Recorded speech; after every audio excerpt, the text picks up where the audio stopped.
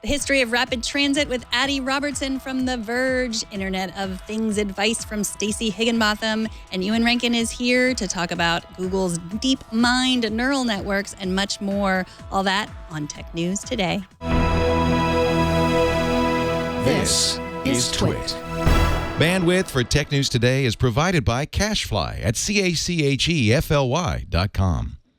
Hi, everybody. It's time for our annual audience survey. We'd really like to hear from you. It helps us understand our audience better, know what you like and don't like, how you listen to the show. It also helps us tell advertisers what kind of people listen. But I promise you, your feedback is always kept personally anonymous.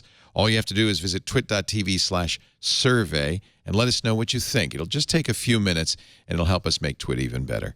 We really appreciate your support and any help you can give us. twit.tv/survey.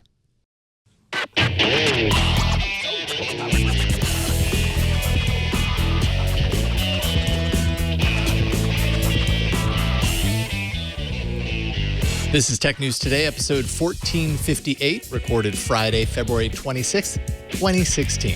This episode of Tech News Today is brought to you by Igloo Software. Igloo is an intranet you will actually like. It connects people with the information they need to do their best work. Try it free at igloosoftware.com/twit or sign up for a live demo to see it in action.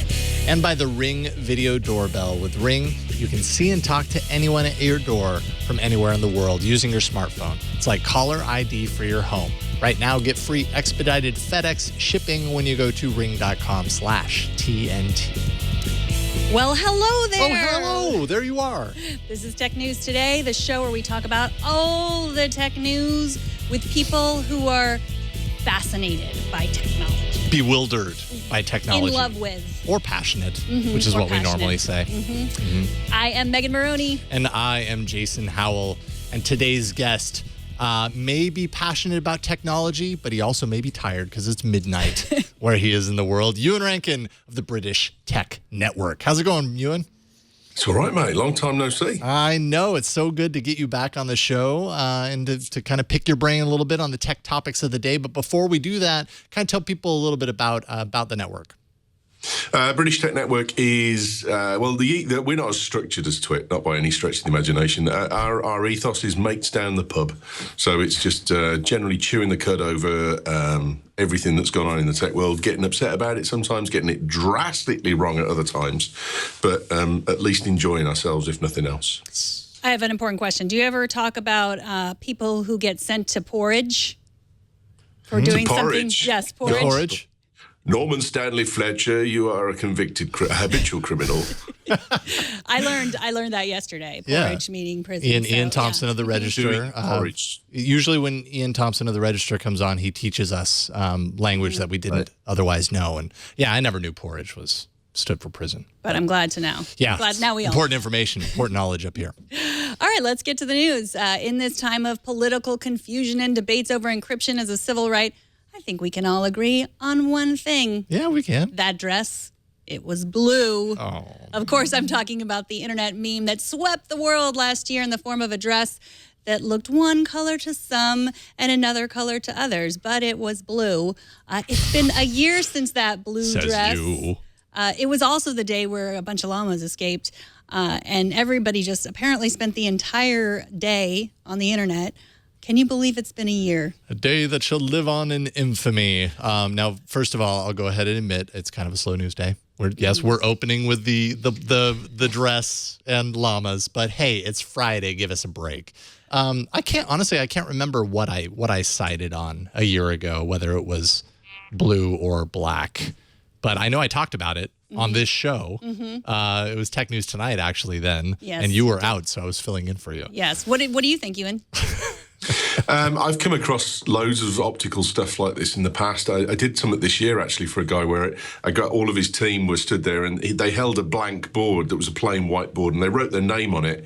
And then what I did was superimpose that with proper text afterwards.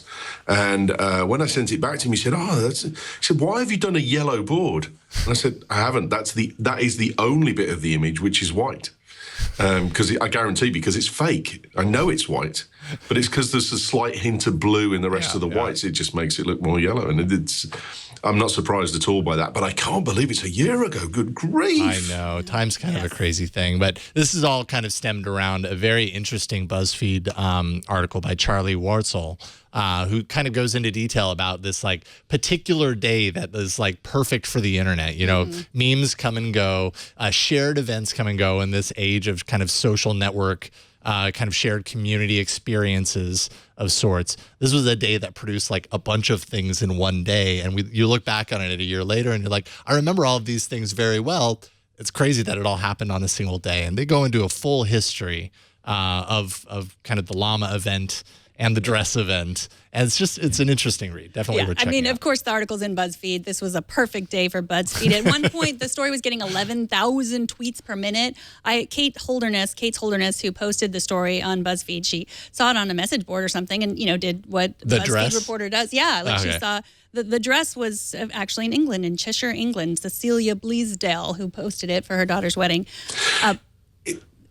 Isn't there a legal case going on about that at the moment? Someone someone suing for because the thing got used everywhere. So now they're saying that they had copyright on the image and they want paying from all the news outlets, and that's still ongoing at the moment. Yeah, I bet. Yeah, it's but it's interesting because this BuzzFeed reporter, all she did was take this off a message board and put it on BuzzFeed, and then she got so. I heard her interviewed recently, and just that you would write this 2 or 3 paragraphs about it, and the amount of people that saw that was just, she was like, never in the rest of my life will I ever probably write something that so many people will see. Yeah, it's lightning in a bottle is basically what it is. You wouldn't know if you took a picture of a dress that it was going to do that, but for some strange reason, the internet likes to lock onto certain things like that, and I don't know. It's a snowball, and it gets bigger because it's getting bigger almost. It feeds itself. So worth reading if you have time over this weekend. Actually, we have a few stories in today's show that are kind of long, in-depth stories that are worth reading if you have time this weekend. We will get to those here in a little bit. Google is actually continuing to push its neural network to the limits, this time in the world of, the world, thanks to Tobias Whalen. He's a computer vision specialist for Google, as well as a small team working with him. A deep learning machine can now take a photo of a single location and figure out its location in the world based on the image itself with no extra metadata. So, it's not taking into consideration any location data that's embedded into the image. It outperforms humans in the task. It can even determine location from photos taken indoors, as well as images of items, animals, that sort of stuff, with no location clues within them. And that's just because they broke up the world into these huge grids, like 26,000 squares of differing size that kind of related to how many photos they had for those particular areas, to kind of teach the neural network just to learn what kind of clues it could find. Why is this associated with that geographical area? And then it would kind of pick apart the photo and break out the pieces that could comprise the photo. And in aggregate, it learned how to determine with pretty good accuracy, not perfect, obviously, but pretty good accuracy, where a photo was taken. Pretty fascinating stuff. I don't know. I love this stuff. What do you think about this, Ewen? I think if you're talking about a computer, I think it's incredibly good that a computer is probably fed a topographical image and then can turn that and start to depict it from a horizontal view. That seems really quite impressive to me. And in terms of working out your location, I think there's a lot of people that are in the army that have got skills that allow them to kind of work out where they are in the world. And people that are in the maritime services, they tend to do very well. My godfather used to be in the military, and he could tell you what time it was by holding his hand up, looking at where the light was, and he'd work out it's about 2:15, and you'd look at your watch, and he wasn't doing the old trick of like he looked at his watch and then he did it. He could work out the rough time of the day and the rough location of where he was. So I think there's people that could probably do quite well at this, but I'm astounded that the computer algorithm can take a topographical image and turn it into a horizontal and work out from a horizontal image where it is. That seems pretty cool. I came across a video in there, if you want to play that, Kara. It's a DARPA concept video from 2011 that kind of illustrates a little bit about kind of what we're talking about here. Essentially, it takes a look at a photo and it can dive in on particular elements. And for each of those particular potentially identifiable elements, it can just run that across all the data it has. And each time it does that, it locks into a particular piece of information. And overall kind of has a likelihood of it being this or that. As far as the results of accuracy, they were getting only 3.6% of street level accuracy. So when you're talking about super targeted accuracy from this system, 3.6%, which isn't like amazing, let's say, but still, I guess, kind of impressive that it could do it at all. 48% continent level. So it widens out even further. And kind of like what you were saying, Ewan, there's the game, the GeoGuessr game, geoguessr.com, where you can go in and, it's not you. Obviously, you are not a neural network. You are you, but you are given an image from Google Maps, and you have to try and determine where in the world it's located. And it's not easy, but still a lot of fun. You'll get lost in this thing trying to figure it out, and it proves to you how difficult this is. Yeah, and that looks like around the corner from my house. Oh, I bet it's not, because it looks like that. drop Petaluma. Drop the pin on Petaluma. Yeah, you don't think, no, it's not really around the corner from my house. Yeah. If it is, then that would be. Well, you'd be really good at this game then, if it is. Yeah. Interesting Not stuff, quite. though. Not quite. Yeah, a little far. Okay, Australia. Anyways. The thing that's fascinating is about neural networks is it works like the human brain, but just, a giant human brain. That's how we figure out things. I've seen that before. I've seen that image before. I can turn it in my head, and, it's amazing. Like that's how we're advancing so far, taking the, technology of our brain, which works well, and just, feeding it into a computer and having it work the same way, which is fascinating. Absolutely. And terrifying. Don't be terrified. It's the future. It is. All right. Who wants a printer they can carry around in their pocket? I do. And a company called LifePrint hopes you and everyone else you know also does. Writing in Mashable today, Lance Ulanoff says the $149 future device will let you share your personal photos and send physical prints for only up to 40 cents a piece. So if your friends have the LifePrint pocket printer, they get a photo from you. They can decide whether they want to print it or not. They can also shoot their smartphone at it, and as you can see in the video, that if it's a live photo or if it's a video, you'll be able to see that as well. So they point their camera at the frame, it's the printed image, and it'll show you the animated thing. Wow, that's kind of crazy. Yeah, very advanced, very Harry Potter. All right, who's walking around with a printer in their pocket?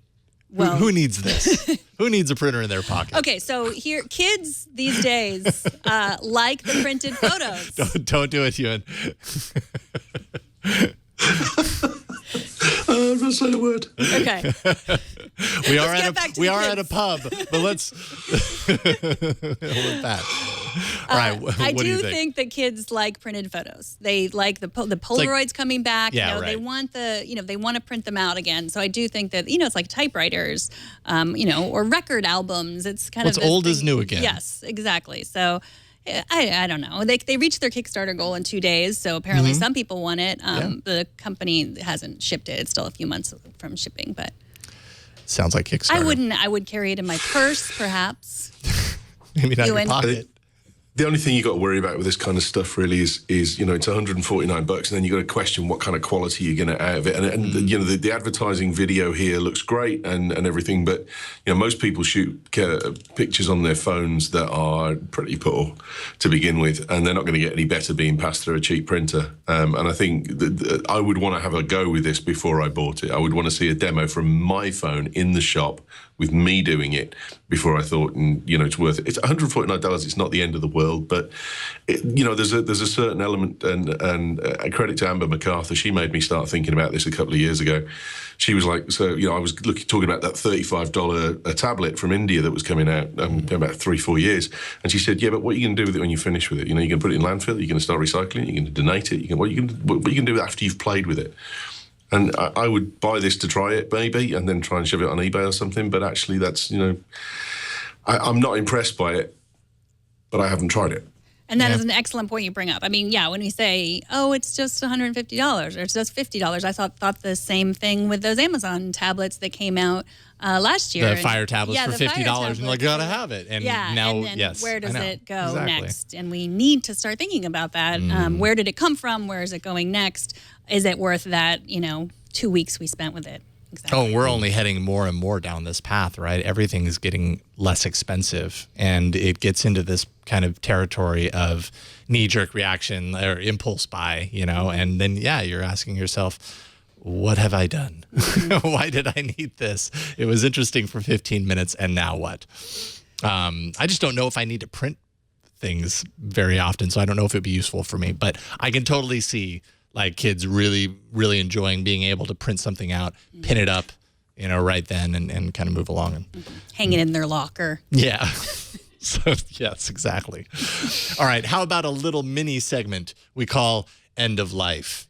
Taps would be appropriate here. Don't worry, it's not as dire as it sounds, but sorry to bring you down. Dropbox bought the extremely popular third-party email app Mailbox back in 2013, and now, almost 4 years later, did what we all feared when a bigger company bought a smaller company for its app and personnel. Mailbox is now dead. Now, this isn't really a surprise. It was originally announced last December. Today is the official goodbye.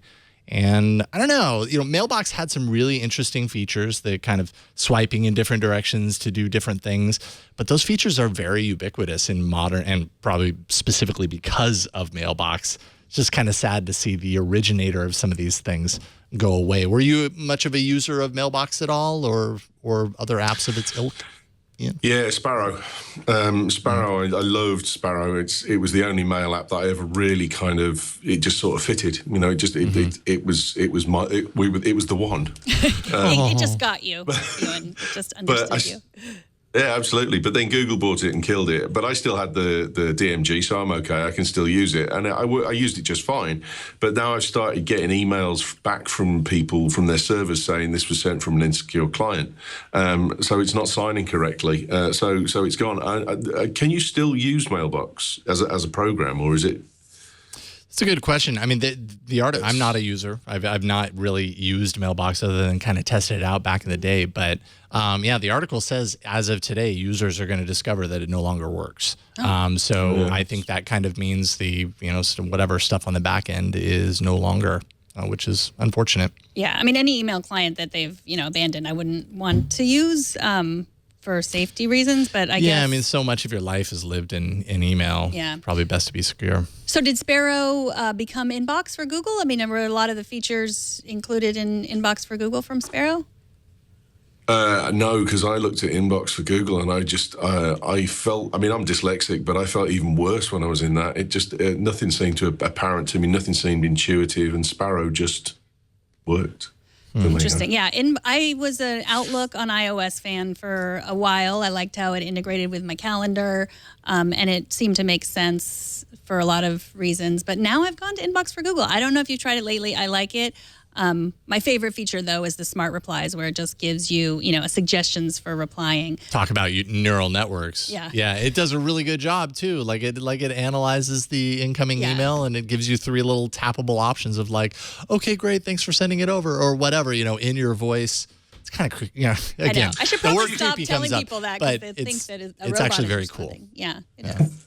Do you ever find that with that kind of stuff, though, the fundamental basic application that you used to have, and I'm a dinosaur, I'll fully admit it, but you had that and you got into that routine. And then when they started putting new features in, that stumbling effect of, okay, I'll try it. And then you stumbled through it, but at the end of it, I'm never sure that my workflow actually got any quicker. I don't believe that it actually saved me any time. All it did was cause me that stumbling period when it was just an email in a bar and they were in a line and it didn't put them all together and I couldn't sort by whether it had got a Y in it or not. It functioned far better when it was just a simple bucket that the emails went into for me.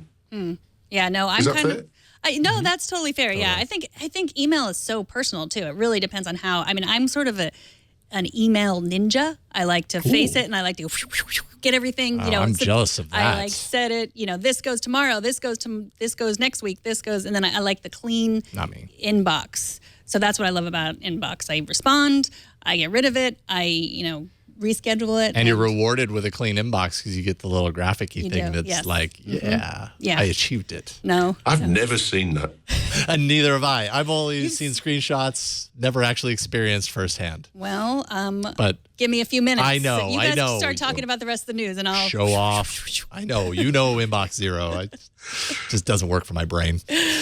All right. Well, are you one of the handful of people on Earth who still don't subscribe to Amazon Prime? Then I have news for you. You can watch Amazon's new show, even without a Prime subscription, as long as you're willing to watch some ads. Season 3 of the reality show Fashion Fund is the first ad-supported show on Amazon. But it works. If it works, I'm betting that it will not be the last show. Jason Del Rey of Recodes also says Amazon might be doing this to get as many viewers as possible to this reality show because it helps push the fashionable clothes that Amazon is also hoping you'll buy on Amazon. Fashion Fund viewer, you know? Funny you should say it. No. I think this is good in one respect because I like Amazon stuff. I like what they did with Hand of God and, the other stuff that they're pushing out at the moment. And I think it's great that other people get the opportunity, and it would maybe make other people go, do you know what? I'm going to invest in a box and a Prime account. Mm-hmm. On the bad side, it is, it's what do you call it? Not Turner. Jim Carrey. Oh. What? Jim Carrey? The Jim Carrey film where he's the baby that grows up in the dome. Oh, yeah. Oh, the Truman Show. The Truman Show. There we go. It's the Truman Show. I was like, wait, Jim Carrey's in this show? I had no idea. No. Truman Show. It's the Truman Show. Yeah. You can buy these steak knives. Uh-huh. And that's kind of sad because that's the kind of TV that even America left in the 50s. Yeah. I will say, I mean, I have not seen this show. So this is probably maybe a bad example of high quality content. I don't know. Maybe it's amazing. But original content by creators like Amazon and like Netflix is so elevated right now that I don't know. I kind of see it like the drug dealer model. It's like, cool. Well, we've got good quality content. Start it with ads, and like you said, Ewan, if people really like it. I mean, the great thing about this, and the great thing about other offerings like Google has their Play Music that comes with YouTube Red, and this, a Prime account gets you the video as well as it gets you free shipping and all this kind of stuff. They're all kind of bundled together, so they create value, not just alone, by themselves, but with each other. So I just think this is a really great kind of marketing possibility for Amazon to say, Prime for this thing, for shipping and that sort of stuff. Prime is also all of this content that you get if you are a member, and this is a good way to kind of tease that. If they're pitching it to sell Prime, I'm totally with you. If they're going to start putting adverts into the content and then that's going to bleed into Prime, I'm going to be really upset. Right. And I would pay twice as much for Prime quite happily. Well, they say that ads are not going to be on Prime content. That's not the future. And these will be ad supported. It's not going to be just like it's not going to be just the dresses that you can buy on Amazon. There's going to be ads like we do, like this is an ad and here it is, and it's an ad. We're going to do an ad now. But after the ad, Addie Robertson from The Verge is here to explain why the goal of personal rapid transit did not start with Elon Musk. But first, let's take a minute to thank the sponsor of this episode. Anyone who has worked in a corporate environment knows how painful legacy intranets can be. The content is stale, the interface is ugly, and you can only access it at work.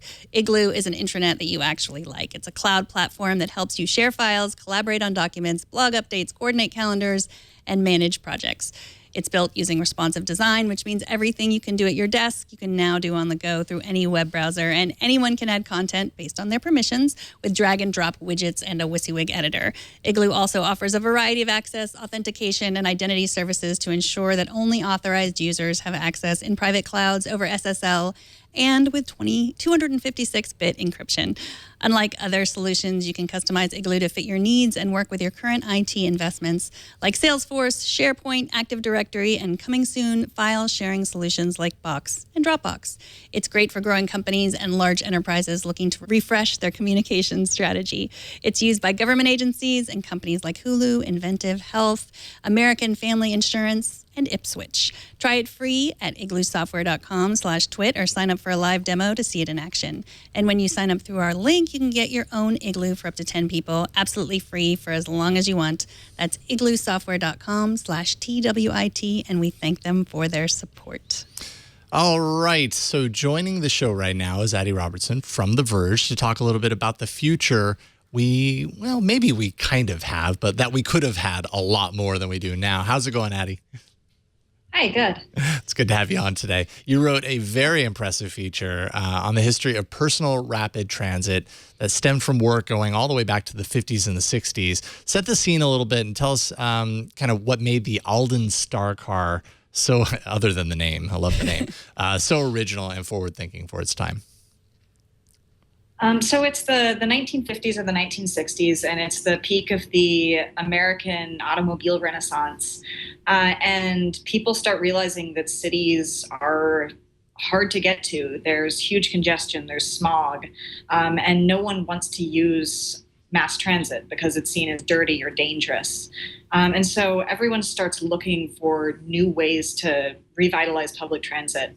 And one of the ideas is something called personal rapid transit, which is a network that would act sort of like a train taxi. So you get into a car, you call it up, and then it bypasses all the stations up until your destination. So you can go straight there, and it's a tiny car. So the Alden Star Car is that, but it's also something that can drive off the rails.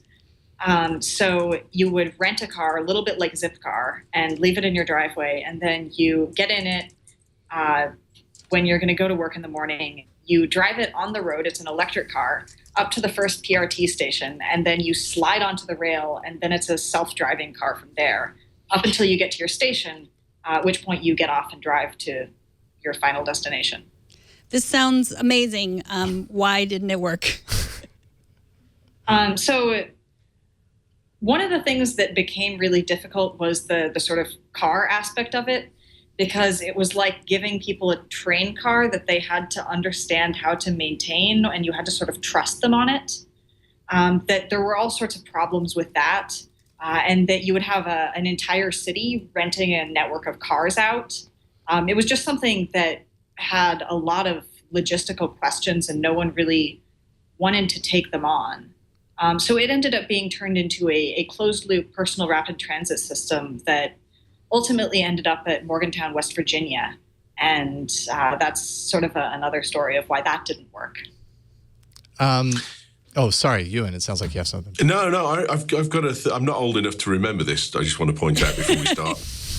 But I remember some film footage from the late 50s, early 60s of there was steel cables or wires embedded in the tarmac, and they had normal cars following down these tracks, and there was a suggestion about putting those in going into major cities. So you'd drive like normal, as you were saying there, Ali, and then you'd hit these steel wires, and your car would know that it was on that path and it would take over.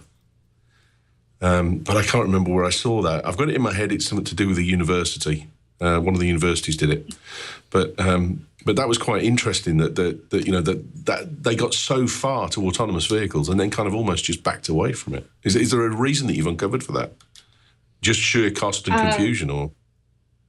Part of it was that it did require a lot of infrastructure. You had to sort of put in actual guideways for these things, but some of the problem was political, that the Morgantown, West Virginia system was originally supposed to be built very quickly and relatively cheaply, and it ended up taking like 3 times as long and 10 times as much as anyone thought. And then people opened investigations into the budget of what's now the Federal Travel Administration or Transit Administration. And it was just a huge disaster. And then now the system people think is running fairly well and has actually done pretty well for the university, but it sort of convinced people that personal rapid transit was incredibly risky. It's interesting, because the political issues that we talk about now are so different. I mean, your piece goes through like the Nixon administration and the Kennedy administration and how the changes really affected and how it was like a political hot point.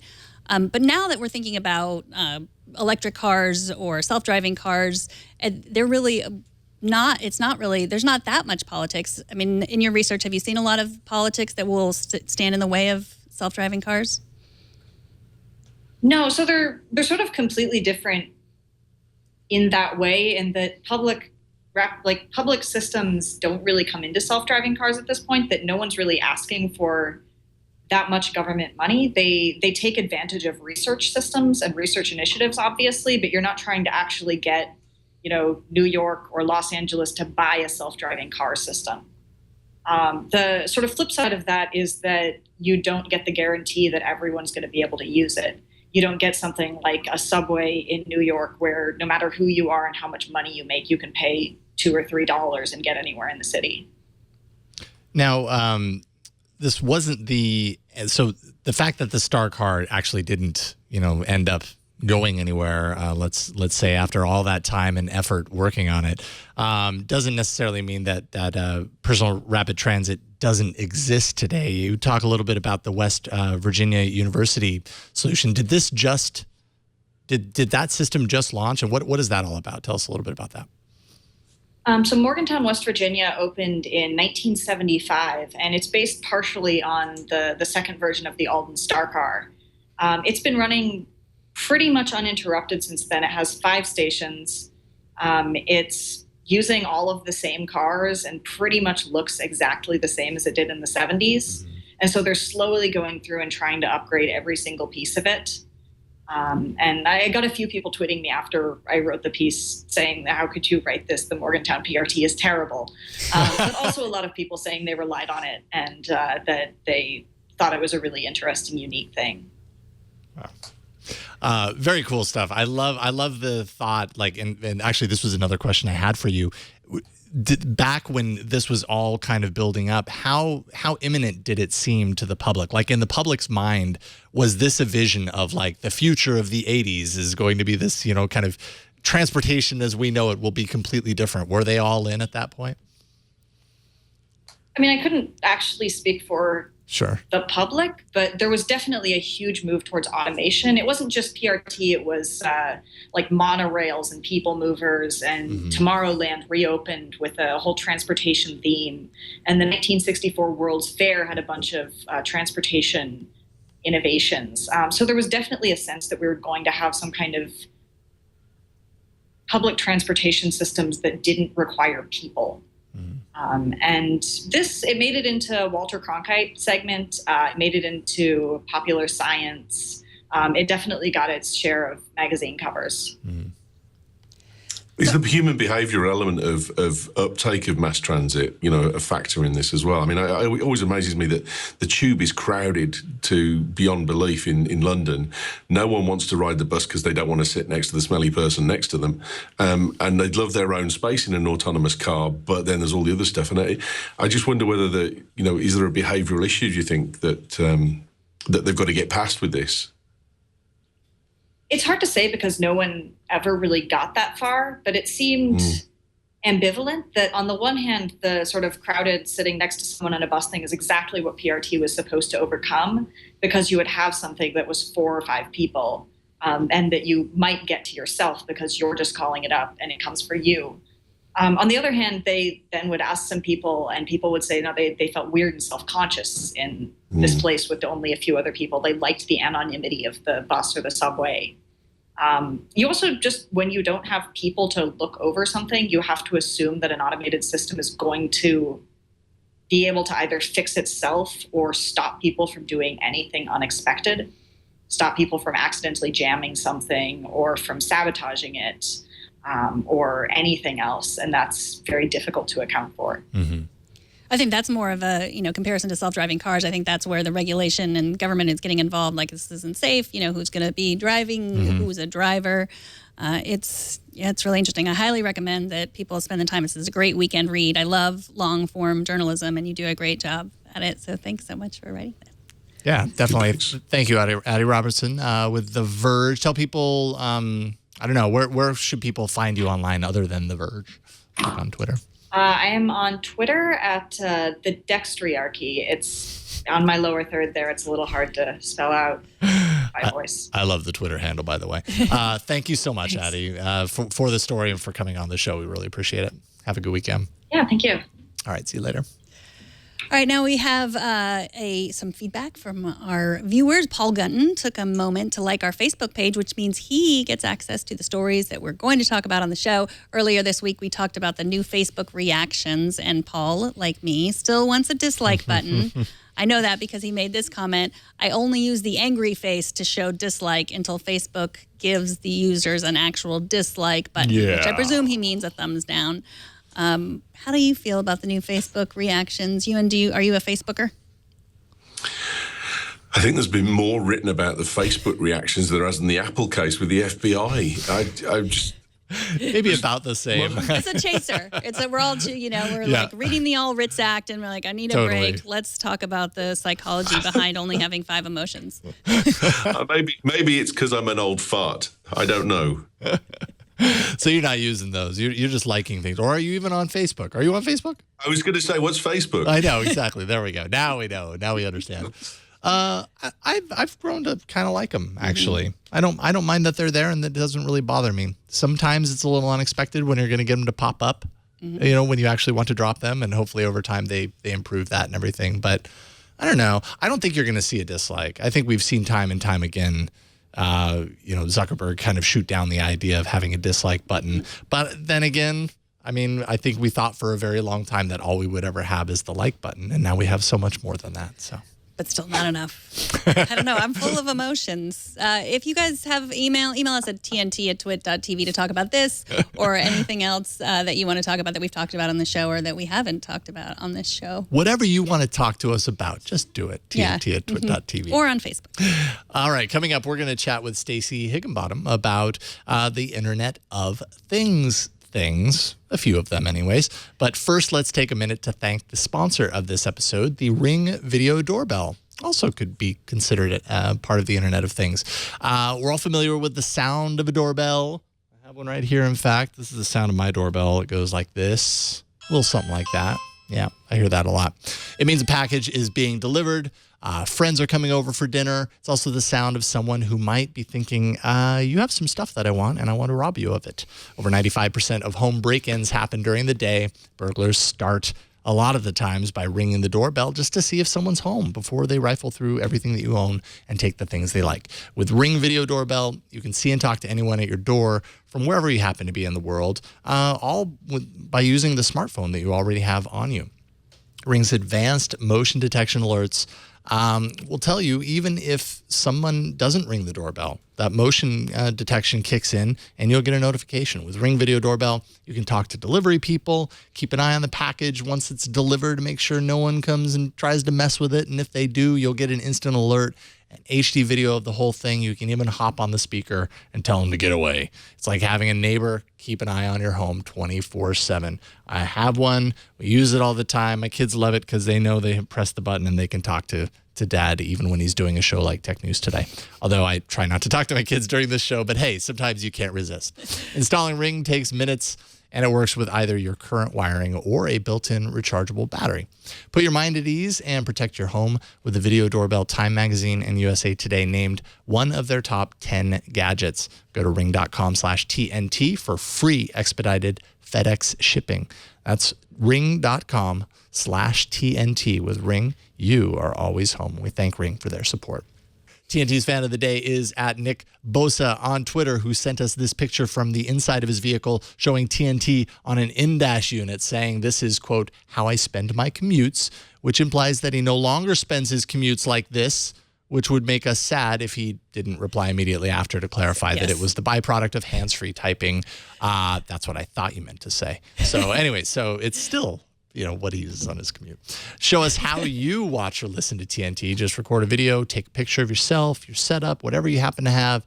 Post it to Instagram, Google+, Twitter, Facebook. Use the hashtag HowIWatchTNT, and we'll find it. Has he just crashed his car because he's heard his name read out? Maybe, yeah. Well, I hope not. I mean, really he might have since then, but we tweeted back and forth, and he had. He's prepared. Yeah. He's prepared to hear his name on the show. What's the road, dude? Yes, exactly. All right, our next guest is the founder of the Internet of Things podcast with Kevin Toffel and a freelance writer for Fortune and other places on the web. Also, she is an Amazon Echo savant, if I might say so. Welcome, Stacey Higginbotham. Hi. I love being a savant because the word right before that is idiot. So I'm like, oh, great intro. No, Amazon Echo Savant. Right. Straight up savant. I'm going to go with that. So I always have so many questions for you about all my internets of things, but let's start with the Eero. I hope I'm pronouncing that right. It was released last week. It's a new way to blanket your home with fast, reliable Wi-Fi. I want it. Should I get it? It depends on your house. I love it. I wanted it, and I'm going to go with yes, but it's really expensive. So that's my big caveat. And for the price, I feel like it should do more, but because it is like internet connected and it was designed to be updated like all the time, it will get better, just like the Amazon Echo does.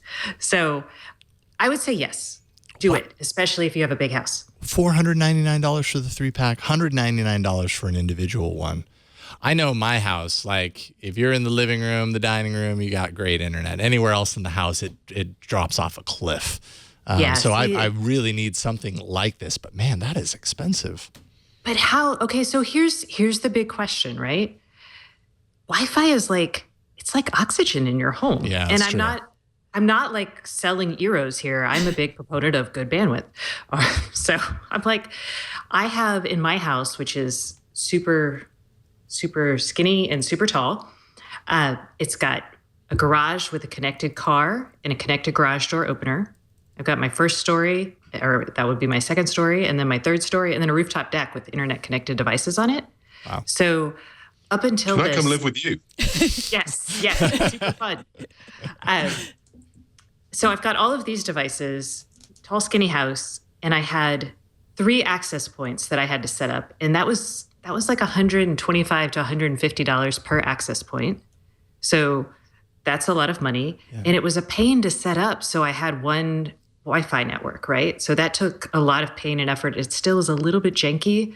It would kick you off the network after it reached a certain device threshold. So if I was testing too many devices, if you got on there too late with your computer, it was like, nope, not for you.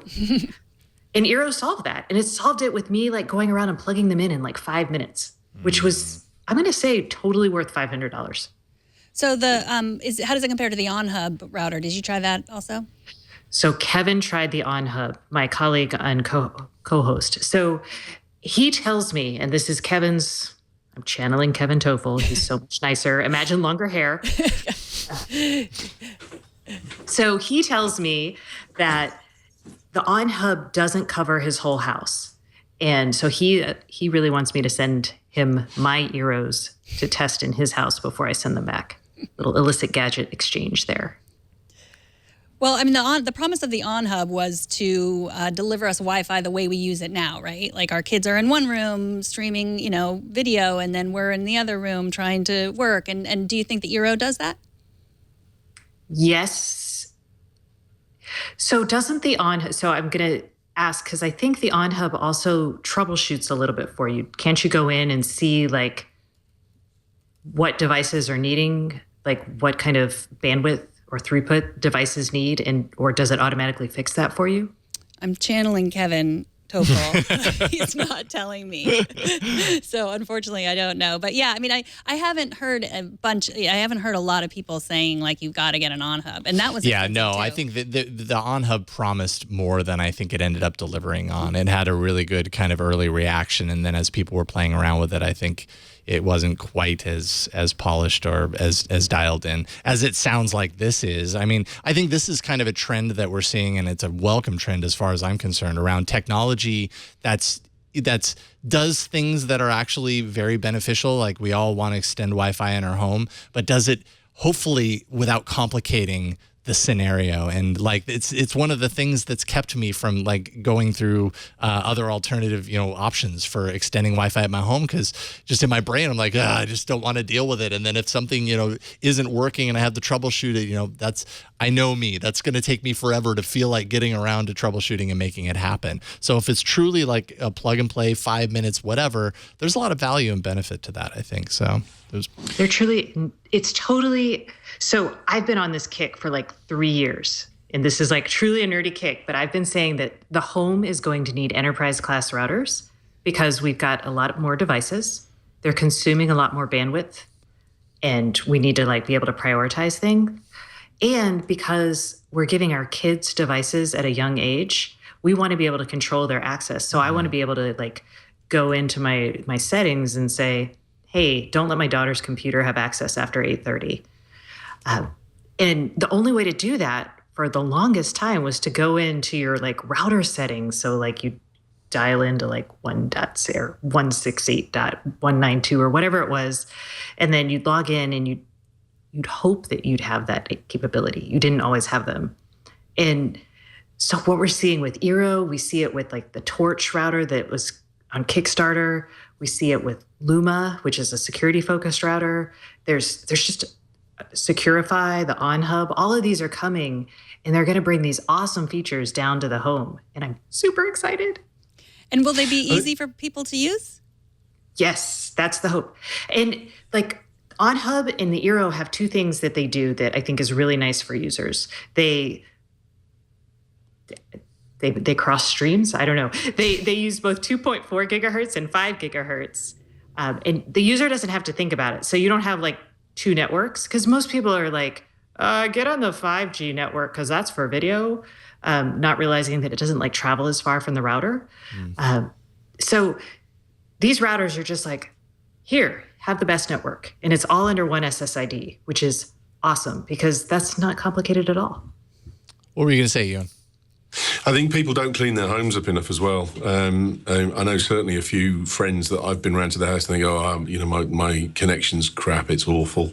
And, the box that I get from British Telecom doesn't work. And I'm like, well, okay, but it's sat on the floor. It's behind your TV, behind your cable box, and you're expecting it to get to the opposite corner of the house. Spend, 30 quid and get yourself a Cat 5e or Cat 6 cable and take it up into the attic. And then, this thing is something that delivers its signal in a straight line from wherever it is. So put it in the middle of your house or put it in the middle of your roof. There's more issues with when you're expecting a signal to go up through your property, because it's got to go through things like microwave ovens. When they're running, that'll knock your signal out and all of that kind of stuff. Just think logically about where the signal is coming from and going to.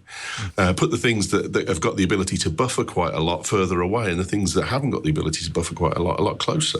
And people can get, you can go out and buy access points and you don't get any better from it, and you get frustrated then because you still put them in the same awful positions.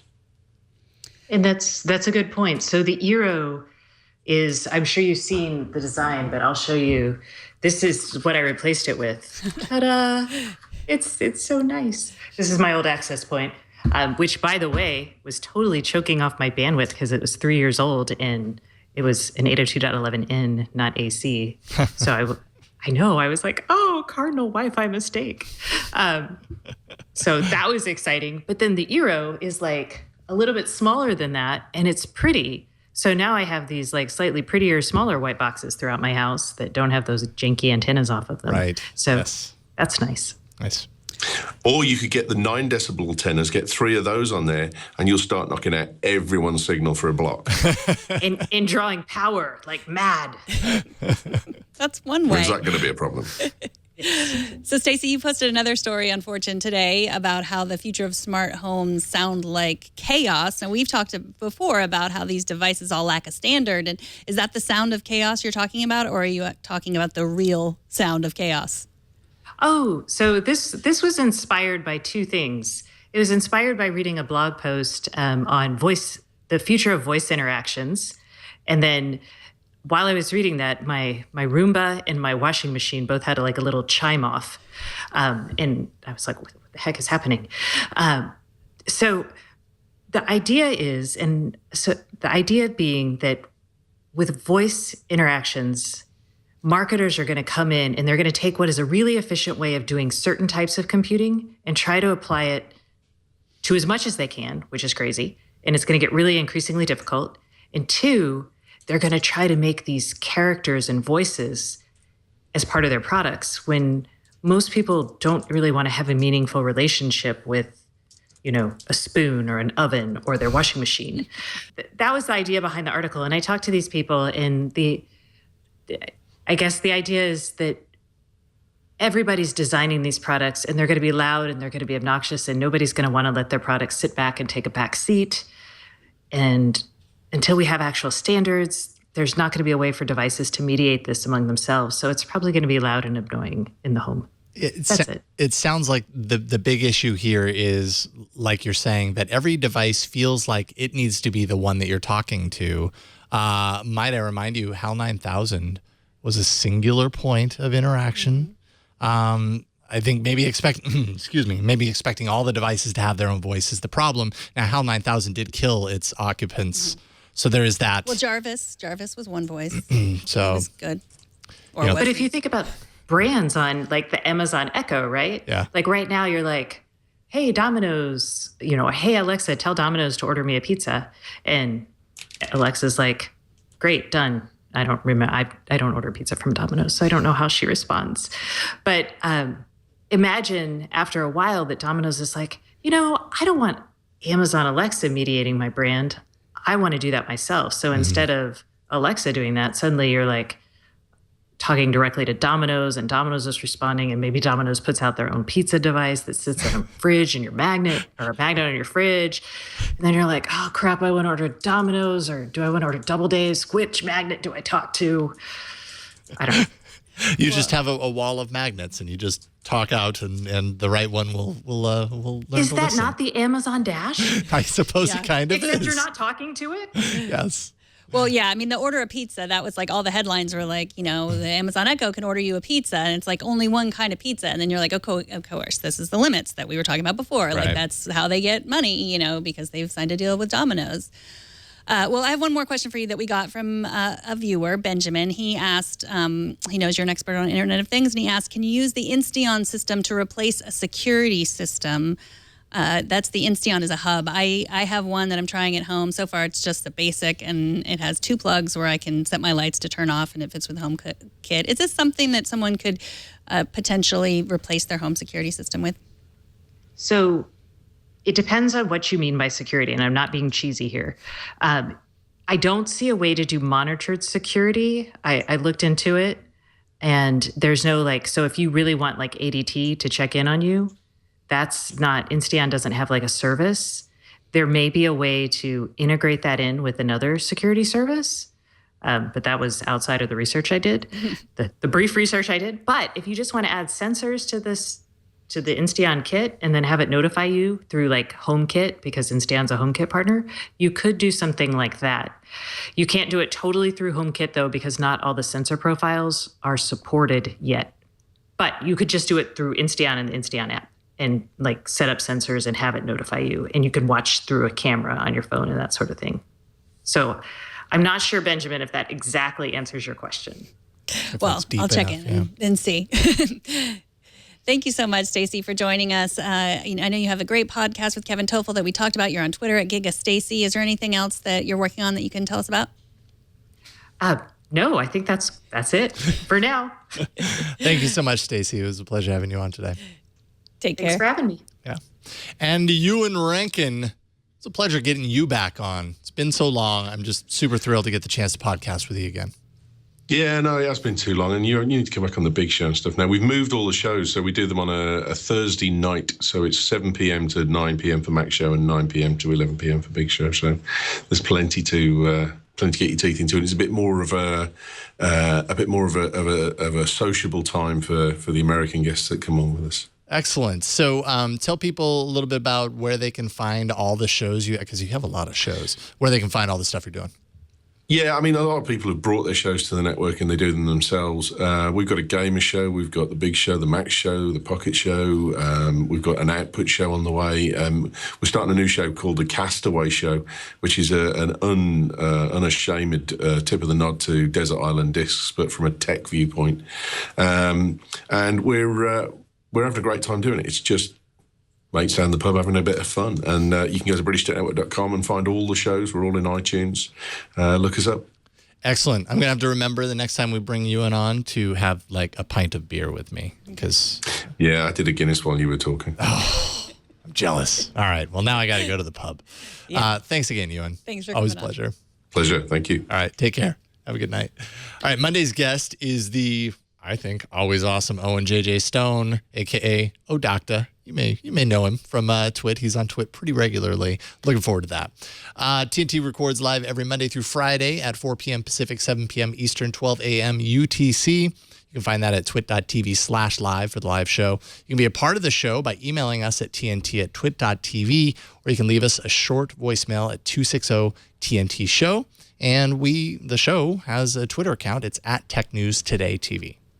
You can subscribe to our show at twit.tv/TNT, and you can find us on Facebook. You can also email us feedback at tnt@twit.tv. And if you have suggestions for guests you want to hear from, or stories or topics you want to learn more about, please let us know. You can do that in email. You can email me, Megan@twit.tv, or TNT@twit.tv, or through Twitter. I take tweets or direct messages. I am at Megan Morrone. So much information.